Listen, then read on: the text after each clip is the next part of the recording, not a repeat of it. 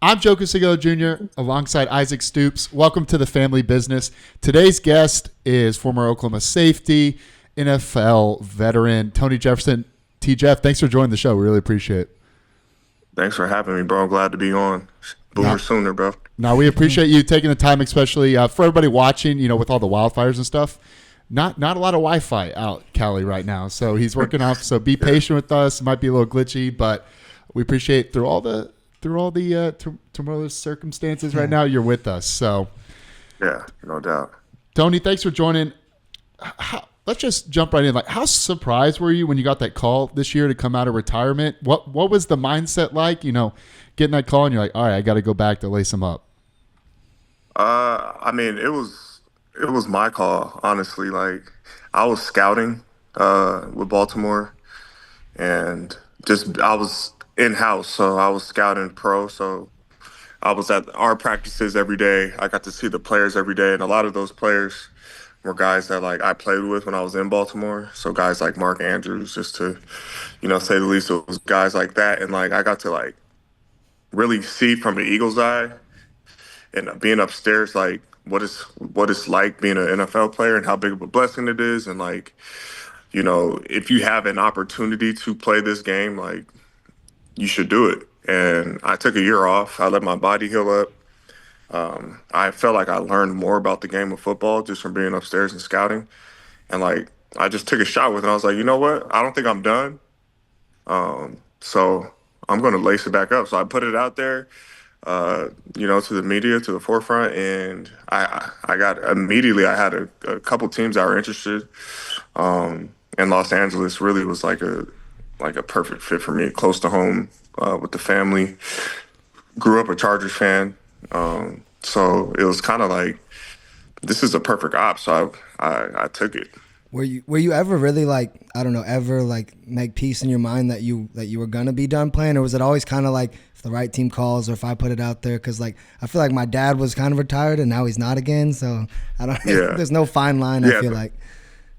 So like I feel like anytime, especially like for athletes, like when you do something, when you've done something like your whole life, your whole career, like on an everyday basis, it becomes really mundane to you. Like you're really like that's your daily routine. And once you're away from it, you're like, man, like I want to get back. Like that's always everyone's initial thought. I don't care what sport it is. When you're so used to doing that and having that, like that it's really never goes away, and it never really went away from me. And like I just like I felt it, bro. I felt like I could do it, and I just was like, we only live one time. What's the worst thing that's going to happen? It doesn't happen. I've already done it for a decade, so but I felt like I was at peace with making this decision and coming back. I got to ask too. I mean, of course you're working in the front office, but were you going home from work and then going and training, or what was it like trying to get your body back to play at a level? Because that's a whole other deal. Yeah. So like when I was scouting, bro, I'm not gonna lie, I got fat. Like I low key was like, I was just watching tape all day, and like any free time I got, it was not to work out. It was either all the hours that we were putting in, it was either to take a nap or somebody in the front office, his wife had made some bread pudding or like some all these unhealthy snacks and food. I was tearing them up, like, and then like I really had to lock in because like when I was training to come back because I was fat. You could see like why the coaches, most college football coaches, I mean, predominantly are overweight because exactly what you're saying.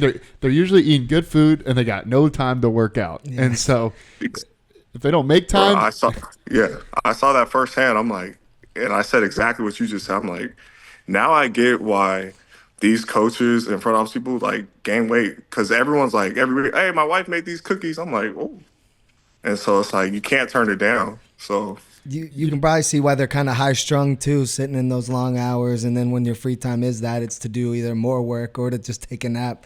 But how did that work with like the Ravens? Like, did they kind of know with you coming into it that the possibility could arise for a team to need you, or how did they kind of handle that now?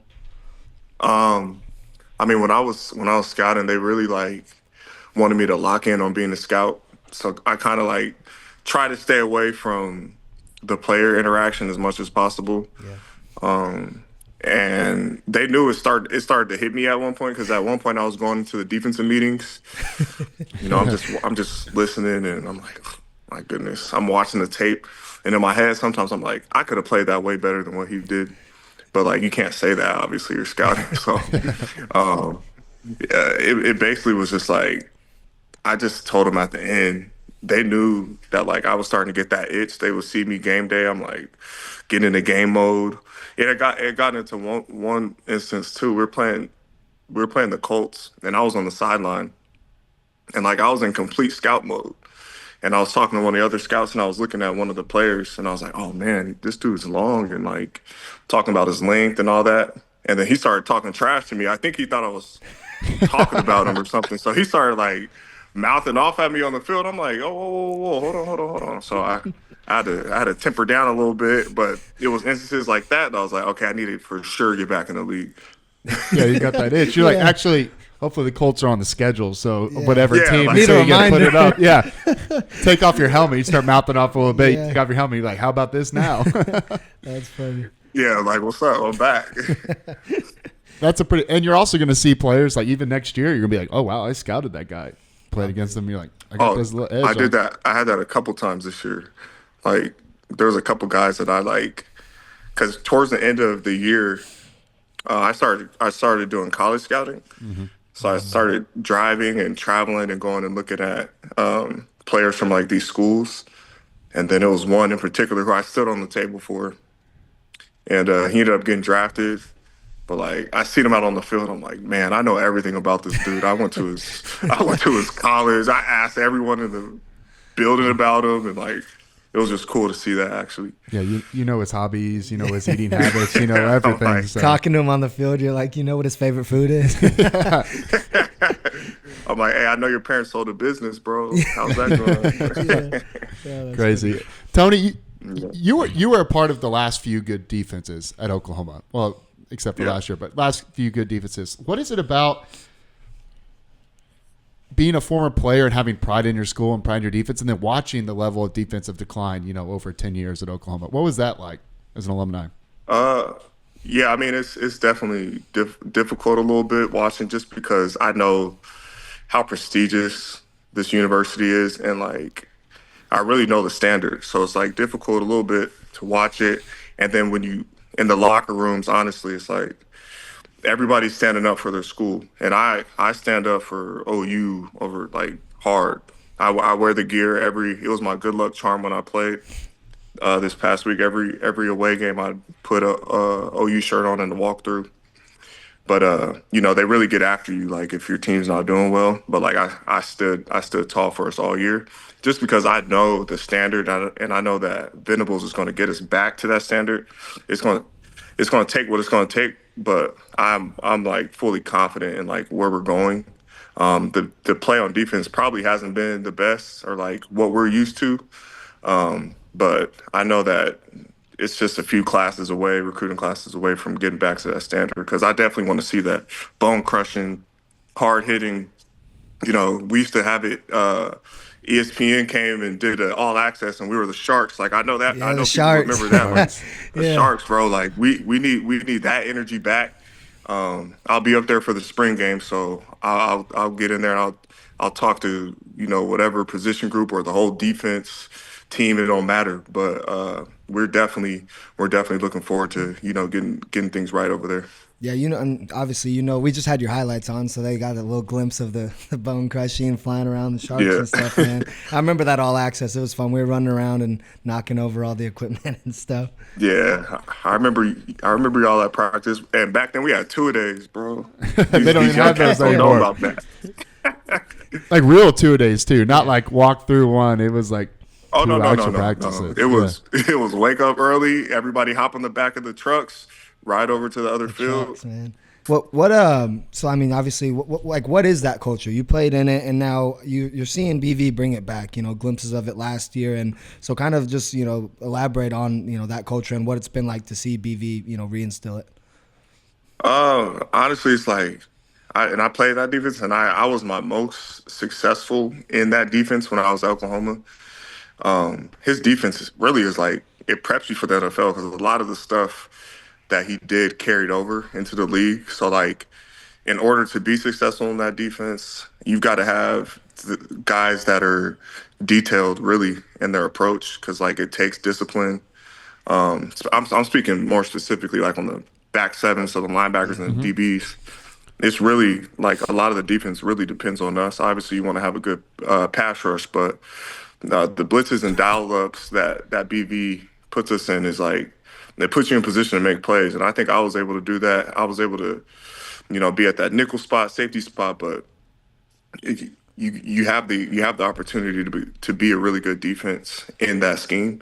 So yeah, I know the swagger. It really just you just need swagger back there, bro, and everything else will make its way through.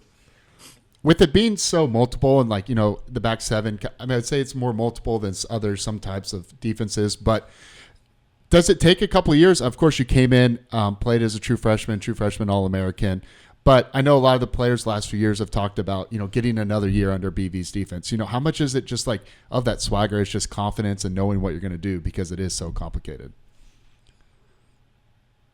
Yeah, and I think confidence is the key, really, as a defender. You need to have confidence before you make a tackle, before you go man to man, one on one with somebody. Like that confidence needs to already be there. And I think you gain your confidence really in the preparation. So like how you prepare and what you're doing to prepare is a big deal. Yeah, Sorry, we the got you wind back. the winds are going crazy right now, No, but you're good. We were just watching your tape though, and obviously you were decorating, in college. But do you feel like you're successful in your long pro career? Maybe you should have been a little more decorated or highly touted in college. I mean, I think I've pretty much got a lot of the accolades. I was a Jim Thorpe semifinalist. I think the last 2 years. I think I was going to be up for the Thorpe Haddon uh, that West Virginia game with Tavon Austin, where he went crazy. That kind of like kicked me out of there. But I think for the most part, I finished. I was second team All American my last year. And going into the draft, I mean, I was one of the top safeties coming out, and I left as a true junior. So I think I got what I put out on tape as far as glamour, but it was all about what you're going to do when you get to the league, anyways. Because I see first rounders, second rounders, all types of rounders come in and they don't really perform or they're not really locked in like that. Um, so honestly, it's like it really only matters what you do once you get there. What was like that decision, turning down your senior year to go pro? What was it like with Coach Stoops and the other sports staff and making that? What all went into that decision to leave college a year early? Well, before when you leave as a true junior, you can get a grade, and I don't know if they do it for seniors or either, but they gave us a grade, and I had like a second or third round grade, and to me that sounded good enough. I relied really on my ability at that point, and then coming out. So it was a decision really that I made based off of what I saw from the feedback from the scouts when they watched my tape. So I was willing to take that chance. How we were talking about you, Brennan, Kenny, like kind of the Cali trio that you guys kind of brought here to Oklahoma. That was, I mean, it's no secret you guys would have been killing it in NIL. Just everything that you guys that you guys had on campus. I've heard stories. I'm aware Yeah. you guys had it going on. But now kids, I feel like the decision's a little less clear and more complicated when they can make just as much money staying in college. So do you think that would have Yeah. maybe played a factor in if you were going to stay? Uh, Hard to say, but probably I would have stayed if I had some security financially. That probably would have paid paid some dividends. I mean, you got to as I was in college, I saw some guys who could have left and then came back, got hurt. I saw it happen to Travis Lewis. He could have left his junior year. I believe he was going to slated to be like a second round pick. He came back, broke his foot in training camp, and he ended up going later.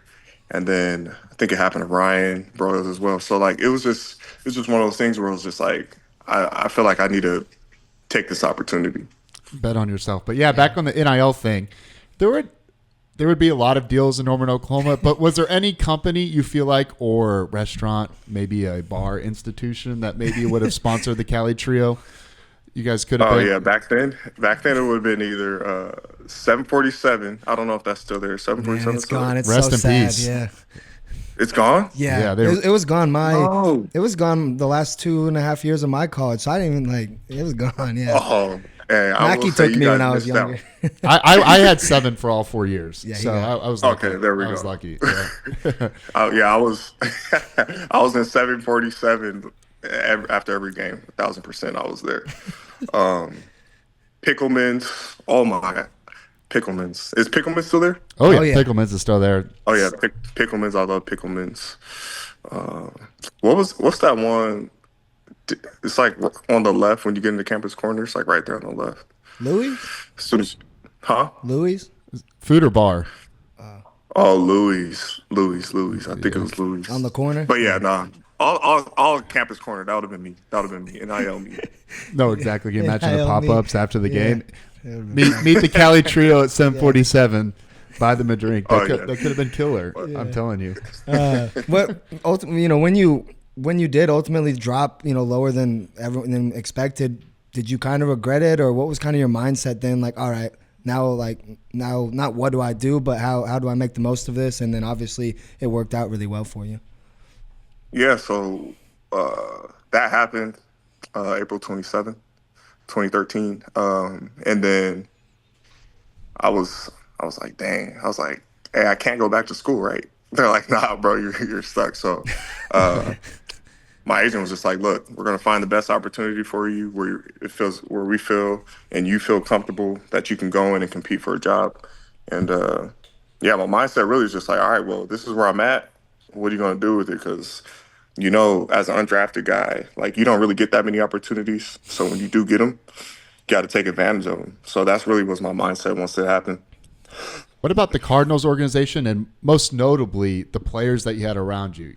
I can think about Patrick Peterson. Yeah. Tyrann Mathieu, I think. Yeah. There's a couple other. Those DBs were really good.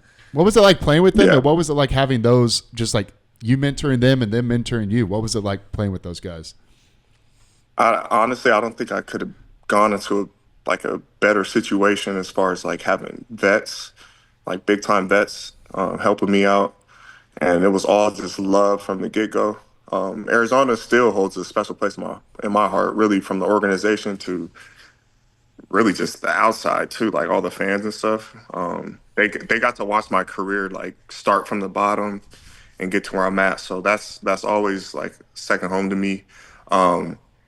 But I had Larry Fitzgerald, too, who was, he was really a big part in, the reason why I was able to be successful, because he was giving me the secrets on what to do, all that stuff. Patrick Peterson, Tyrann, and then playing in that secondary, it was mandatory that you were a playmaker or you weren't going to play. You're surrounded by all those guys. So I think I really made the right decision as a rookie, and really taking it serious and not being okay with being in the league. I knew that every year that I was in it, it was going to take me proving that I belonged on the roster. So I think that really shaped my character as a NFL player.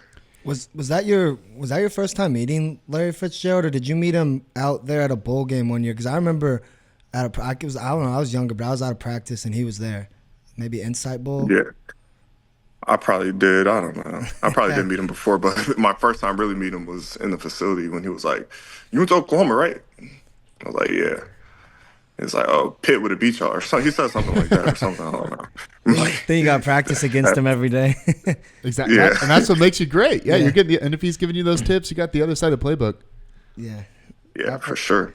I guess, Oklahoma fans know him pretty well because Jason White and the Heisman, when they were both up for it together.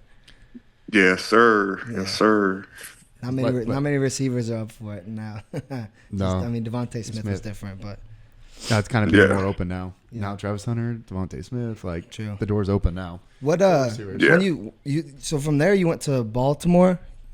Yeah. And you were there for a while, and obviously you kind of found a home there. What about Baltimore and the guys you played with there, and just I'm a Ravens fan, I'm not gonna lie, and so just because at one point so many of you guys that played for my dad were there, and so what about Baltimore is so special? Very, very good family culture there. They make you feel at home. They let you be you. They let your personality just like shine. That's what Harbaugh really harped on, was like, when you're playing, just let your personality shine out there while you're playing. Be you. And I really was able to just like let loose, be myself there. And then there was like a flurry of OU guys that were just coming through, and that made it even more fun. So I really enjoyed it there. Obviously, there's like family still. I still talk to a lot of the guys there, front office and everything. So Baltimore is really like, that's one of the places where I know if like I ever wanted to work in the NFL, it'd be with them.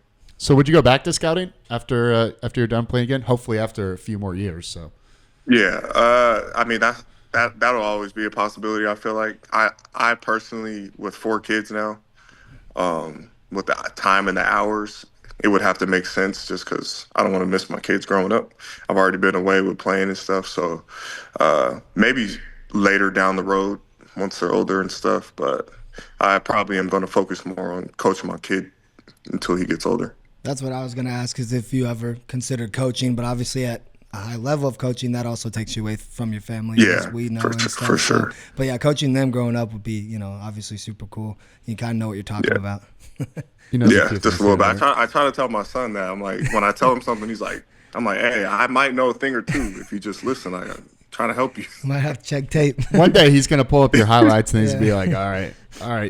Every day when he's eating that cereal in the morning, just show him the highlights. All right, so this is why I know my stuff. Yeah. This is why I know. You talked about, being, still staying connected to Oklahoma and wearing their flag and wearing their clothes and stuff like that and holding their flag in the league. How much have you kept up with OU? Have you been a little bit more engaged a little bit when BV has came back, or have you always stayed dialed in to the Sooners? I've always been dialed in. That's my school. It's my alma mater. So I've really just been a big fan really since I've been out. But it's never really, my love's never really changed for the school or the program. We ask, every player we've had on this, like, do you keep up quite a bit with guys you played with, like Aaron Colvin, Kenny? I mean, all those guys, like, how much do you keep up with, your teammates? Yeah, we have a group chat that we're in, and we're all in that. It goes back from guys who were seniors when I was freshman to some of the newer guys. Like, it's just a big group chat, and that thing's always going off. I can't imagine game days. I'd love to be a fly on the wall. Yeah, game days. You can just sell a subscription service. Yeah.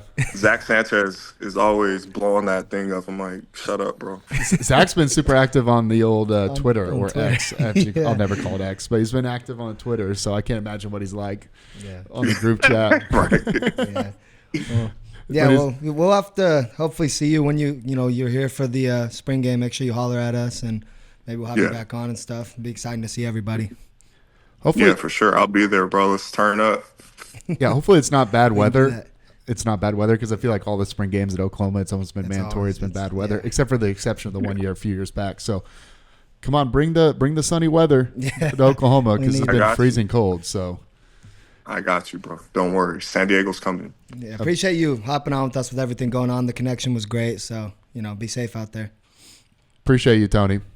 I appreciate y'all. All right, bro. Yep. I'll see you guys in April. Yep. All right, bro. For everybody watching, remember to like, comment, and subscribe. That helps us help you. I mean, just fire off those comments. I read them, every single one of them. So I'm scared. Remember, like, comment, subscribe, and we'll catch you next week with another edition of the Family Business. Remember to keep it in the family.